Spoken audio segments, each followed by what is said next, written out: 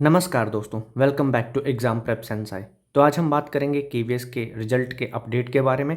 साथ ही साथ बात करेंगे अगर आप सभी का रिजल्ट आ जाता है और उसके बाद आप सभी के नंबर इक्वल हो जाते हैं तो उस कंडीशन में केवीएस क्या करता है। तो सबसे पहले आप सभी का रिजल्ट अब 2 से 3 दिनों में आने ही वाला है। तो आप सभी लोग अब अपनी अन्य तैयारियों में ज़ोर शोर से लग जाइए, जैसे कि इंटरव्यू, डॉक्यूमेंट वेरिफिकेशन, ये सारी चीज़ें आप अब देखना शुरू कर दीजिए। उसके बाद अगर आप सभी का रिजल्ट आ जाता है और किसी 2 कैंडिडेट्स के नंबर सेम हो जाते हैं, उस कंडीशन में केवीएस किसको सिलेक्शन देगा और किसको सिलेक्शन नहीं देगा, इस पर हम बात करेंगे। तो अगर चैनल पे आप नए हों तो चैनल को सब्सक्राइब कर लीजिए, वीडियो को लाइक कर दीजिए तथा अपने दोस्तों के साथ शेयर कर दीजिए। चलिए शुरू करते हैं आज के इस वीडियो को। आपके मन में सवाल होगा कि अगर 2 कैंडिडेट्स के मार्क्स सेम हो जाए तो क्या दोनों का सिलेक्शन कर लिया जाएगा या फिर किसी एक का सिलेक्शन होगा और उसमें क्या उम्र देखी जाएगी या टायर फर्स्ट के मार्क्स जो हैं वो काम आएंगे या फिर किसी और तरीके से रैंकिंग तय होती है। आज के इस वीडियो में हम इसी टाई ब्रेकिंग रूल को आसान भाषा में समझेंगे, तो वीडियो को प्लीज़ अंत तक जरूर देखिएगा।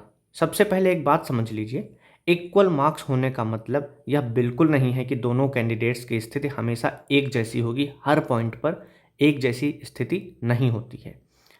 जब किसी रिक्रूटमेंट में 2 या उससे ज़्यादा कैंडिडेट्स के मार्क्स समान होते हैं और उनकी मेरिट पोजीशन तय करनी होती है तो भर्ती संस्था के निर्धारित टाई ब्रेकिंग क्राइटेरिया के आधार पर रैंकिंग तय की जाती है। अब सवाल आता है कि केवीएस में यह कैसे काम कर सकता है। देखिए दोस्तों, केवीएस की एक पर्टिकुलर रिक्रूटमेंट नोटिफिकेशन में जो ऑफिशियल टाई ब्रेकिंग प्रोविज़न दिया गया हो वही फाइनल माना जाता है। इसलिए केवल सोशल मीडिया पर चल रही किसी भी बात को देखकर कंक्लूजन मत निकालिए। जो उनके नोटिफिकेशन में मेंशन है उसी को वो सत्य मानेंगे। लेकिन कैंडिडेट्स के लिए सबसे ज़रूरी बात यह है कि अपनी पूरी सिलेक्शन प्रोसेस को सिर्फ एक स्कोर से मत देखिएगा। अब हम आगे समझते हैं कि मान लीजिए पीआरटी में 2 कैंडिडेट्स के टायर 2 के मार्क्स समान हैं।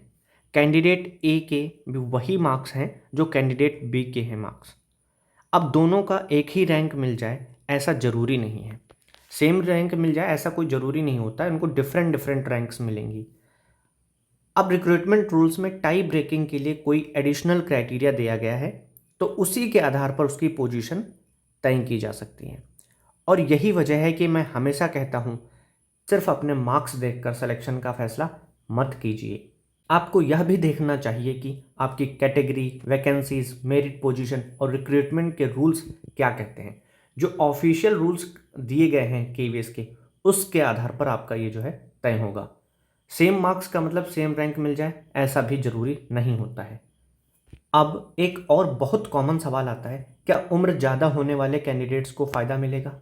जैसे कि सबके मन में आता होगा कि एज क्राइटेरिया फॉलो किया जाएगा सिलेक्शन के लिए, कि जिसकी एज ज़्यादा है उसको सिलेक्शन दे दिया जाएगा और जिसकी एज कम है उसको सिलेक्शन नहीं दिया जाएगा। तो ये भी हमारा जो ऑफिशियल नोटिफिकेशन है वहाँ पर अगर मेंशन है कि एज क्राइटेरिया को फॉलो किया जाएगा तभी एज क्राइटेरिया, अदरवाइज बहुत सारे क्राइटेरिया होते हैं। तो आप सभी को ये समझना होगा कि जो नोटिफिकेशन में दिया जाता है टाई ब्रेकिंग रूल्स, वहाँ पे डिपेंड करता है कि वो किस प्रकार से उसको लागू करते हैं। हर रिक्रूटमेंट में यह जरूरी नहीं होता है कि उम्र को ही बेसिस बनाया जाए सिलेक्शन देने के टाइम पर।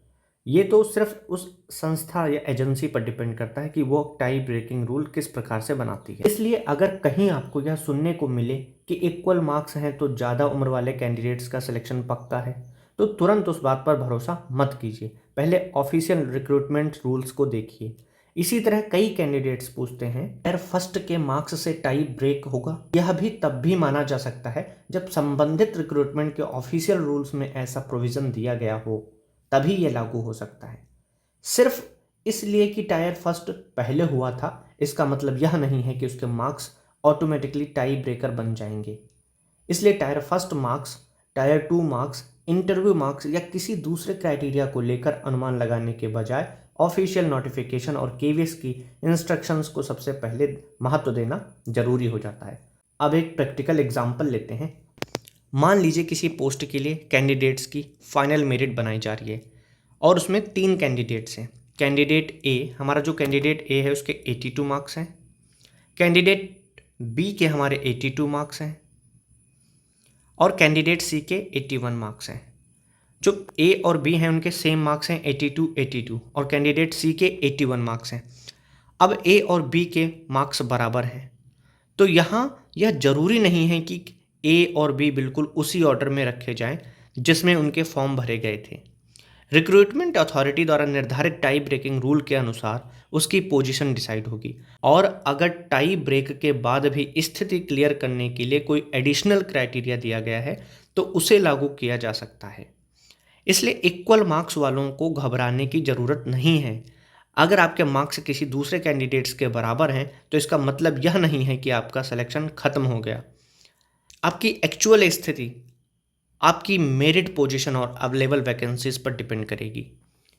एक तो हमारा जो फाइनल सिलेक्शन होगा वो मेरिट रूल्स पे डिपेंड होगा और कैटेगरी प्लस वैकेंसी पर भी डिपेंड करेगा। एक और इम्पॉर्टेंट बात है कि कैटेगरी वाइज मेरिट को भी समझना बहुत ज़रूरी होता है। अगर आप यूआर, ओबीसी, एससी, एसटी या ईडब्ल्यूएस कैटेगरी से हैं तो केवल मार्क्स देखकर यह डिसाइड करना मुश्किल है कि आपका सिलेक्शन होगा या नहीं होगा, क्योंकि आपको आपकी कैटेगरी की वैकेंसीज, मेरिट और अप्लीकेबल रिजर्वेशन रूल्स को भी ध्यान में रखना होता है।